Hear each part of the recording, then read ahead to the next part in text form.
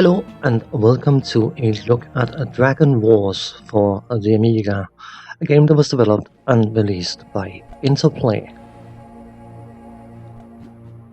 As you can likely gather from the length of this particular video, I have allowed myself some time to set up this game's background and talk about the game in general.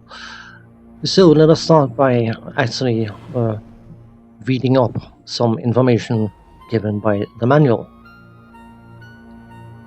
Of all the islands of Oceania, the most fabled is by far Dulman, the land where the sun sets. Located on a score of your nautical charts, each time in a different place, Dulman is always just over the horizon. It is the home to all that is best of Oceania, the home of her eldest empire, the seat of her finest culture, the lair of her most terrible beasts. It is an isle of dragons and destination of pilgrims. Beneath Nasir, the mountain of salvation, is the secret heart of Megan, the underworld. As your adventure begins, you find yourself aboard an armored pilgrim's barge, nosing through the still waters of a silent fjord, nearing the moment you will drop the plank on an isle you believe to be Dulman.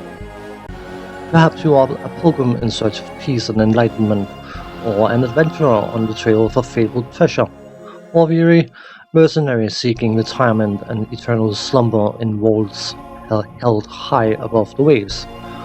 Hopes are high as the incredibly ancient architecture of the isle's lone port swims into view. Rapture is just off the bow. As it turns out, Purgatory is just off the bow. Rapture may or may not lay beyond the walls of the port city. No sooner does the pilgrim's barge enter the harbor than she is boarded by city officials who quickly put all crew and passengers under arrest.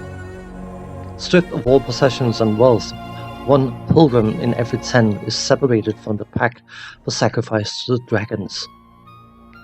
Your party is among the fortunate remainder, dropped naked and defenseless into the slums of Purgatory, there to fare as you will.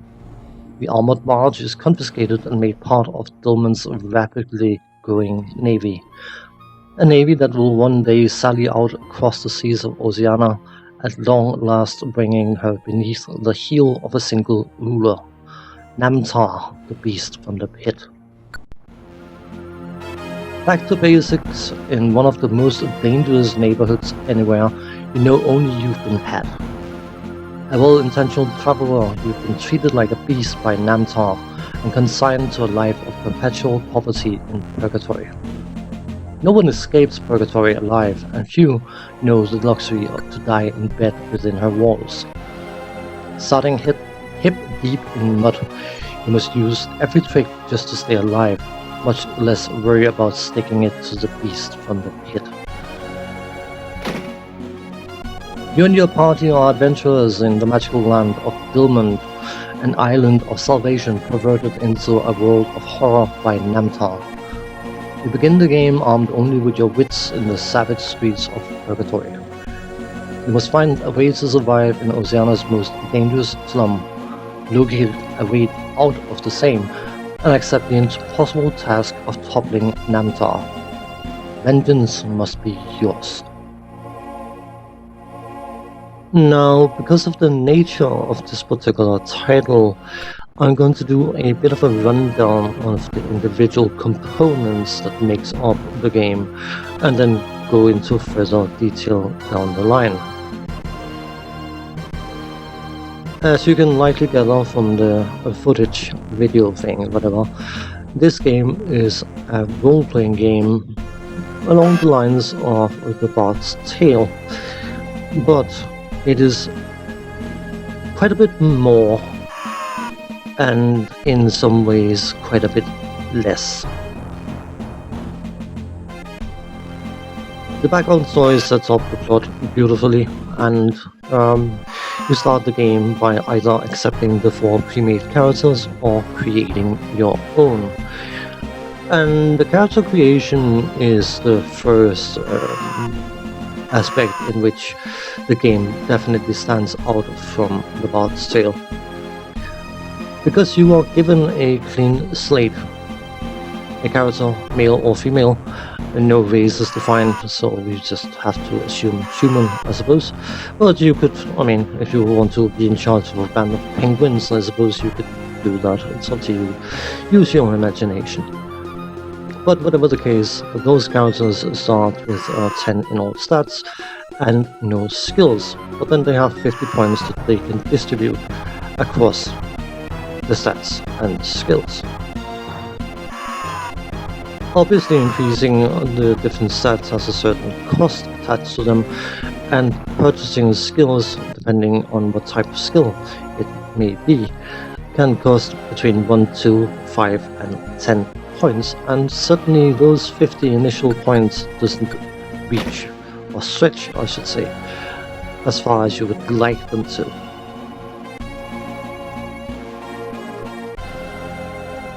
The statistical parts follow the usual venue of strength, dexterity, spirit and intellect and that kind of stuff, but then of course your hit points are also a stat that needs to be leveled up.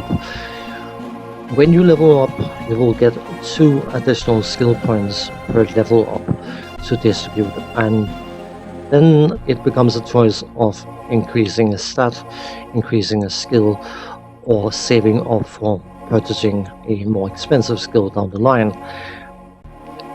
And the manual does actually mention quite firmly that this is a slow character progression game.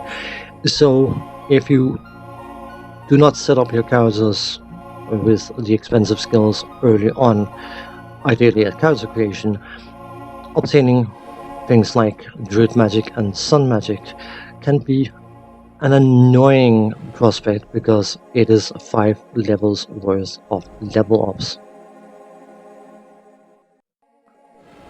As the background story was implying, you start your adventure in Purgatory without any equipment or money, and you will likely find that you get into fights relatively quickly.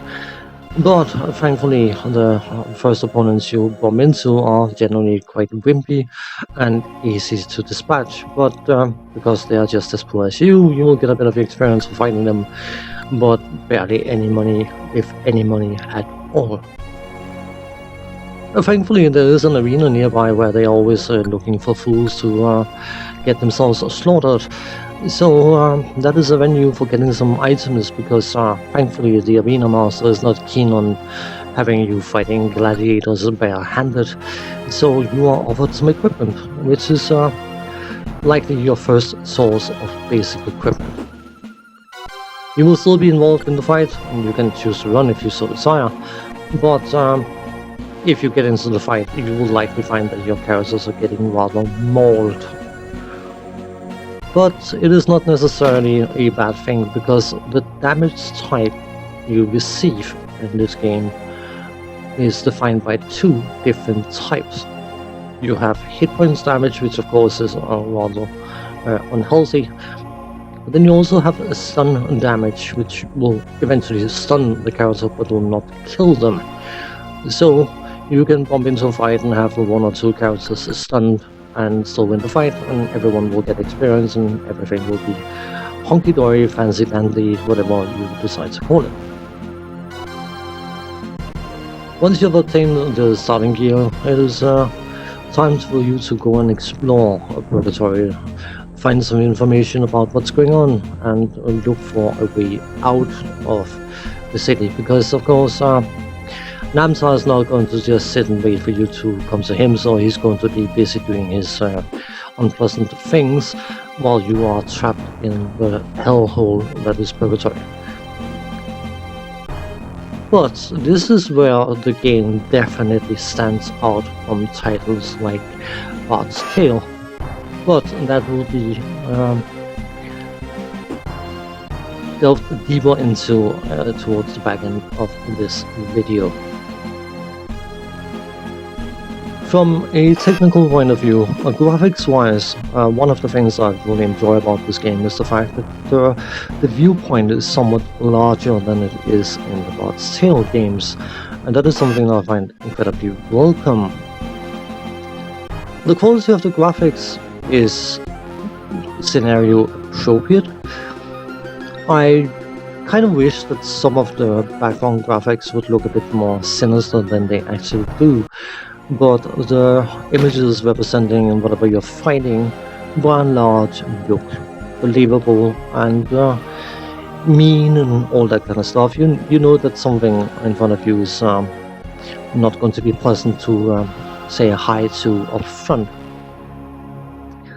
Some images of various different opponents are a bit goofy, and certain people might find that jarring or not. But overall, for a game of this type, I find the graphical side of things work.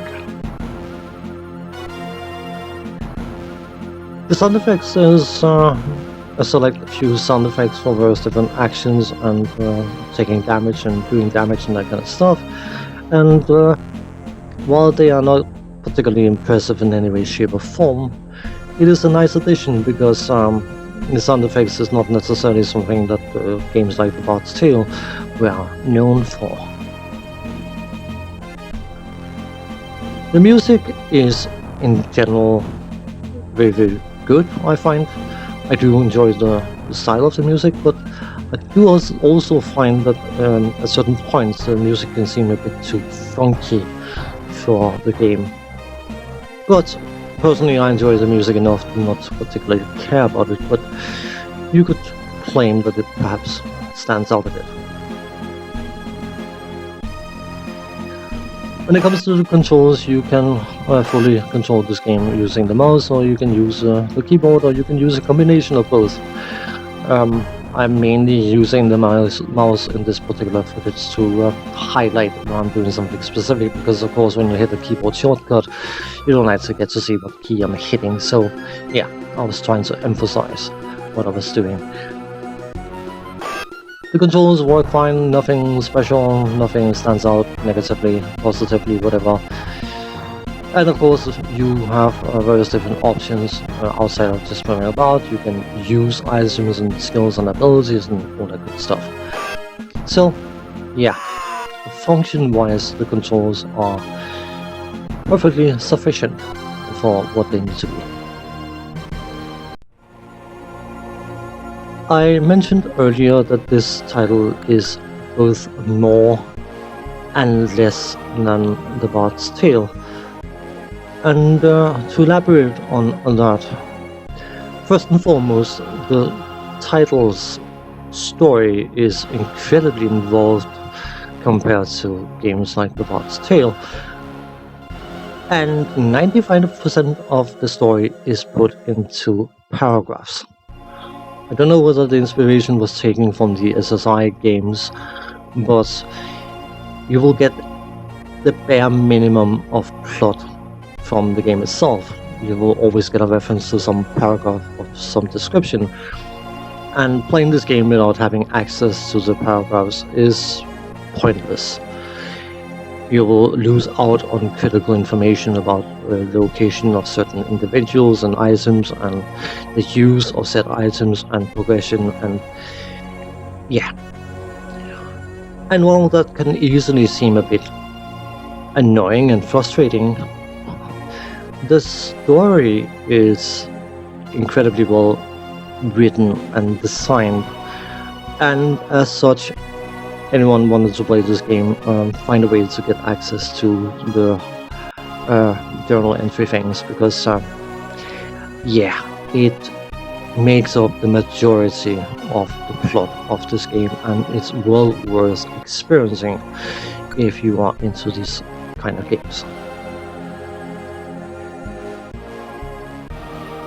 The skill system is a double-edged sword, because you have an awful lot of skills, but that also means, of course, you have an awful lot of options to screw up character creation. Because you could easily think that a lot of skills will be super useful, and they are, but many of the skills are used once or twice during the entire playthrough of this game, and some of them are critical, some of them are quest related, and the same go for this goes for certain spells. But by and large, you only want to have the skills. You will likely not need to put more than 1 or 2 points into individual skills, and the manual is kind enough to let you know that you should probably be careful about investing too heavily in miscellaneous skills, because they will have a bare minimum of use, but it is easy to fall into that trap of finding a skill potentially useful, only to find that you have wasted precious skill points. Unlocking magic skills in and by itself does nothing. And of course, Namtar, being the evil that he is, has completely and utterly banned magic unsuccessfully. But it means that you have to go out and explore the world to find teachers or spell scrolls in order to actually gain the spells. So you may have 10 skill points in high magic, but without high magic spells to actually cast. It is one of those, yeah. But of course, once you find spells, teaching and whatever, then you will have some very, very powerful magic.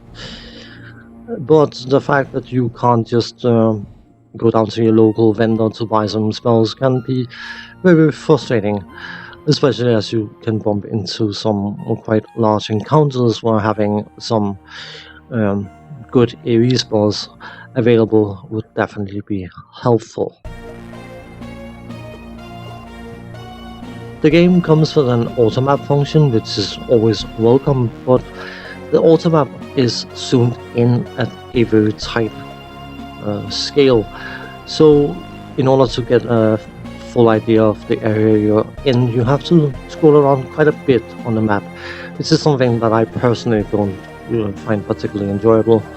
I would rather have an overarching map showing the area than a zoomed in map showing funky little details, but that is an individual thing, and people may or may not agree or disagree on that particular point.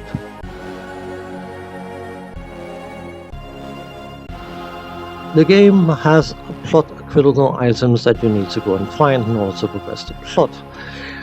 But the game also comes with a quite limited inventory system, which is something that can come back to bite you, because it is not always obvious which items are critical. And inventory management is definitely going to be one of those factors that people will either find perfectly acceptable or incredibly frustrating. And of course, finding the clues to where you need to go and get a certain item and where it needs to be used and all that kind of stuff requires that you are traversing the world quite a bit. There is a certain amount of backtracking unavoidably involved in this particular title, and that is, again, something that people may or may not find enjoyable. The combat being text-only based is somewhat limited, you could argue, but anyone who's been playing the SSI Dungeons and Dragons games probably reach a point very, very quickly where they just want to blast through the combats as quickly as possible. And that is where the text-based system actually smooths this out quite a bit, because you can have quite involved combats without necessarily having to spend 25 minutes getting through them. Something this title does that was quite unique at the time, at least it was released, is the fact that it gives you options. You will be in various different scenarios where you have various different ways to approach those scenarios, and you can screw yourself over completely by going the so-called wrong way. Frustration point, I suppose, but it is refreshing that the game actually gives you the option instead of just holding your hand all the way through the main plot. Assuming you can get access to the journal entries, if you like these kind of games, I can highly recommend giving this a look, because the story is actually quite involved and surprisingly well written, and yeah, not much more I can say except for the fact that I highly recommend this particular title. So on that note, thanks for watching, take care, see you next time, bye bye.